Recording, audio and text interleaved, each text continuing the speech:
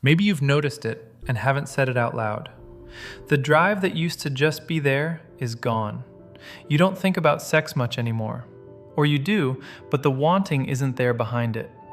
And if you're in a relationship, maybe the two of you have quietly drifted, and you're lying awake wondering if it's you, if it's them, if something's wrong with the relationship.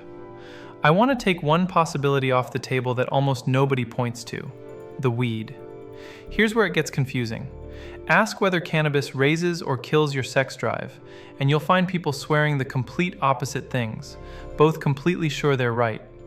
And the strange truth is that they both are. Cannabis can heighten sex, and cannabis can flatten it. Which one you get depends on how much, how often, and where you are in your use. That matters for you, because if your desire has been fading, this isn't random, and it isn't necessarily about you or your partner. There's a mechanism underneath it, and understanding it changes what you do next. So let me walk you through both sides honestly, starting with the side people romanticize, and then the side that quietly took your drive. At low doses, in someone who only uses occasionally, cannabis genuinely can enhance sex. It lowers your inhibitions and your performance anxiety, so you're less stuck in your head. Touch can feel more intense. Time stretches, and the whole thing can feel more immersive. This is the side people talk about when they call it an aphrodisiac, and it's real. But notice the conditions: low dose, occasional use. That's the key. Because daily, heavy use runs in the opposite direction, and it does it through a few mechanisms at once. The first is testosterone. Regular cannabis use is associated with lower testosterone, and testosterone is the main engine of desire, in women as well as men. Turn that engine down, and the baseline wanting fades. You just stop waking up with it. The second is dopamine. Daily use blunts your reward system, the same system that drives motivation toward anything pleasurable. Sex is one of the most powerful natural rewards there is. When the reward system is running quiet, the pull toward sex drops along with everything else. It's not that you decided you're not interested. The motivation itself got turned down. And the third is the part that hits relationships hardest: presence. Regular use tends to leave you a little less emotionally there, a little more checked out. And sex isn't only physical. When the version of you that shows up is less present, the connection thins, and so does the intimacy. So this isn't one problem, it's a whole system being quietly suppressed. Let me sit with the relationship piece for a second, because this is where it gets painful. When your desire fades and your presence fades, your partner feels it. They don't always have the words for it, but they feel the distance. So they stop reaching for you, because reaching for someone who isn't really there hurts. And you stop reaching for them because the drive that used to start it just isn't firing.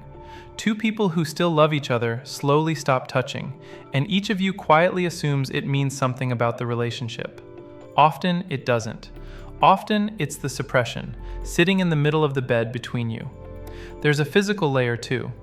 Regular use is linked with higher rates of erectile difficulties, probably through a mix of the testosterone drop, the dopamine blunting, and the effects of regular smoke on circulation. It's less nailed down than the testosterone piece, but it's real enough to name. And here's why you can't fix this with one lever.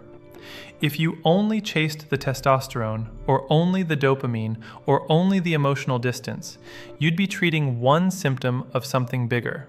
They're all coming from the same source, a system-wide suppression from daily use. Which is actually good news, even if it doesn't sound like it yet. Because if one cause is dragging all of this down, then removing that one cause lifts all of it back up. And that is exactly what tends to happen when you stop. Here's the part I most want you to hear. Most of this reverses. When you stop, testosterone tends to climb back over weeks to months. Dopamine sensitivity recovers in the same window, so desire and motivation slowly come back online. And as your head clears, you start actually being there again, which the relationship feels immediately. A lot of people who quit after years of daily use describe their sex drive coming back to a place they hadn't felt in years. It's quietly one of the most welcome surprises of getting clean. If your desire faded on roughly the same timeline your use became daily, that lines up for a reason, and it means the thing you've been blaming yourself or your relationship for might lift when the weed does. If you want a real structure for getting there, not just stopping, but rebuilding through all three phases, release, resilience, and clarity, the Cannabis Detox Transformation Program at quit-smoking-weed.com is built for exactly that. The link is in the description. You weren't broken, and it probably wasn't the relationship. It was a system running on empty. Give it room to refill.